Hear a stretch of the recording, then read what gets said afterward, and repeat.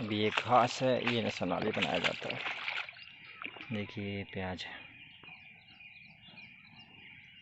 तो ये गया यहाँ से पानी। अब इसको ऐसे जाते जाते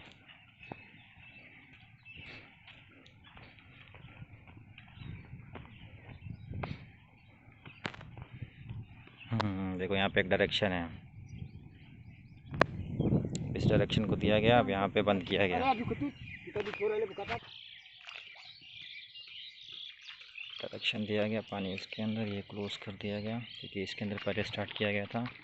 देखिए इसको भी ओपन किया गया, फिर लास्ट में ये क्यारी है इसमें दिया गया, फिर ये बंद होने के बाद अब इसको क्लोज करेंगे। तो इसको फिर ऐसे करते करते सारी नालियों को ओपन करके सारी क्यारी को पानी दिया जाएगा। देखिए इसे पूरे खेत को देना है हम लोग को। ये काफ़ी समय का काम है जो अप्रोक्सीमेटली 2-3 आवर्स जाएंगे। देखिए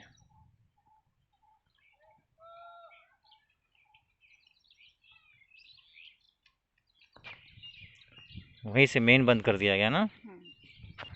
ये धनिया है ना, और ये लहसुन,